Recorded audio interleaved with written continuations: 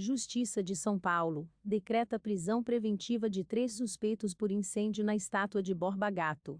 Os 3 já haviam sido indiciados pelos crimes de incêndio, dano, associação criminosa e adulteração de veículo. Bandeirantes como Borba Gato desbravaram territórios no interior do país e capturaram e escravizaram indígenas e negros. A Justiça de São Paulo decretou nesta sexta-feira, 6, a prisão preventiva de 3 suspeitos pelo incêndio da estátua de Borba Gato, na zona sul da capital paulista.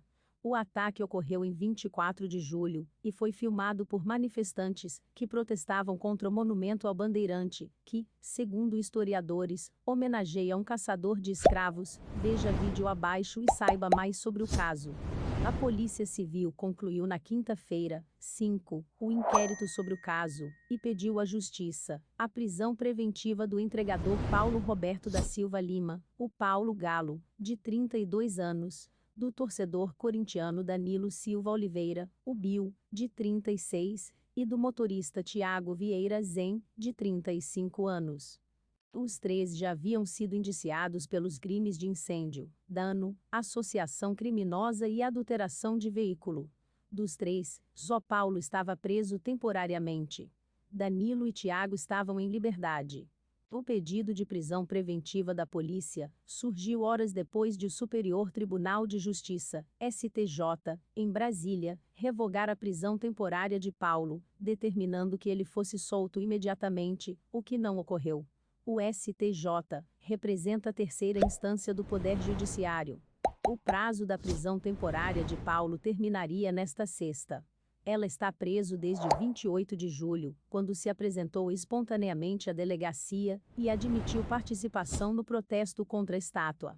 A diferença entre a prisão temporária e a preventiva é que a primeira tem um prazo determinado e a segunda não tem prazo para que uma pessoa fique detida. Os manifestantes afirmam que decidiram atear fogo na estátua para abrir o debate sobre a existência do monumento. As imagens da ação foram divulgadas nas redes sociais. Paulo assumiu o ataque. Bandeirantes como Borba Gato desbravaram territórios no interior do país e capturaram e escravizaram indígenas e negros. Segundo historiadores, muitos mataram índios em confrontos que acabaram por dizimar etnias. Também estupraram e traficaram mulheres indígenas. Abre aspas. Para aqueles que dizem que a gente precisa ir por meios democráticos, o objetivo do ato foi abrir o debate. Agora, as pessoas decidem se elas querem uma estátua de 13 metros de altura de um genocida e abusador de mulheres. Fecha aspas. Chegou a escrever Paulo numa rede social antes da prisão.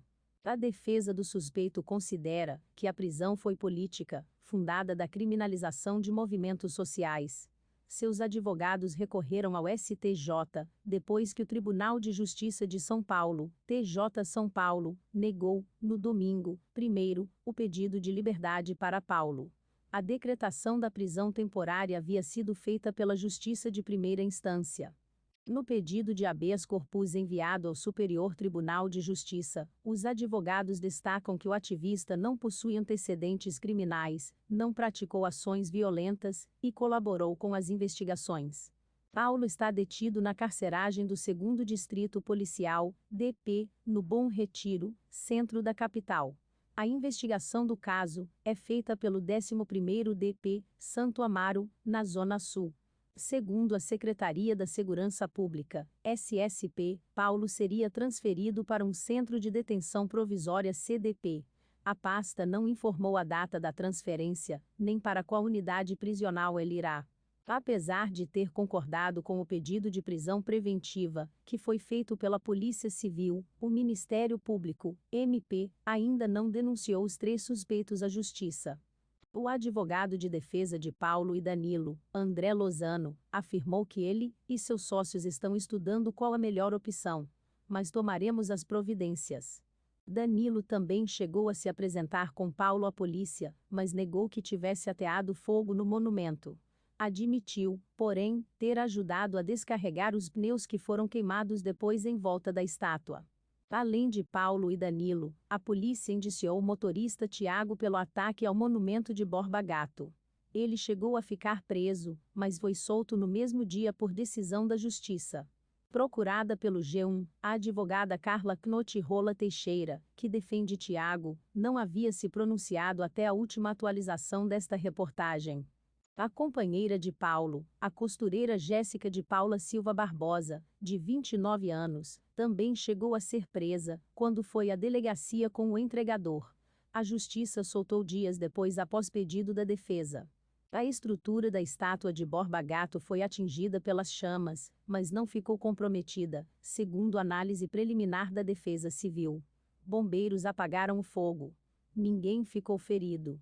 Ao analisar as imagens, a investigação conseguiu identificar a placa do caminhão usado para levar os pneus. O veículo tinha placa adulterada. Em 25 de julho, os policiais localizaram o motorista do caminhão, Tiago. Ele também foi preso e solto provisoriamente no mesmo dia. Em depoimento à polícia, ele afirmou que é dono do veículo e que cobrou R$ 500 de frete para transportar mais de 200 pneus até o local em frente à estátua, mas que não sabia o que aconteceria. No dia 26 de julho, o prefeito de São Paulo, Ricardo Nunes, MDB, lamentou o episódio e disse que um empresário se propôs a doar o valor necessário para restaurar a estátua. Em 30 de julho, a vereadora de São Paulo Luana Alves, PSOL, propôs a substituição da estátua do bandeirante Borba Gato por uma de Teresa de Benguela, líder quilombola do século XVIII. No dia 31 de julho, um grupo de lideranças conservadoras do Partido Trabalhista Brasileiro, PTB, fez a limpeza simbólica do monumento do Borba Gato. A Guarda Civil Metropolitana, GCM, informou que irá aumentar o número de rondas pela Praça Augusto Tortorello de Araújo, onde fica a estátua de Borba Gato. Esta não foi a primeira vez em que a estátua na zona sul de São Paulo foi alvo de protestos. Em 2020, crânios foram colocados ao lado de monumentos de bandeirantes, para ressignificar a história de São Paulo. Alguns projetos de lei pedem a proibição ou a retirada de monumentos que homenageiam figuras, como a de Borba Gato. As propostas têm como objetivo principal estabelecer uma política pública de combate ao racismo por meio do reconhecimento do papel que figuras históricas tiveram na prática escravagista. Há discussões na Câmara dos Vereadores da capital, na Assembleia Legislativa do Estado e na Câmara dos Deputados, mas em nenhuma dessas casas legislativas os projetos foram votados ainda. Se inscreva para acompanhar a cobertura completa dessa notícia e de muitas outras.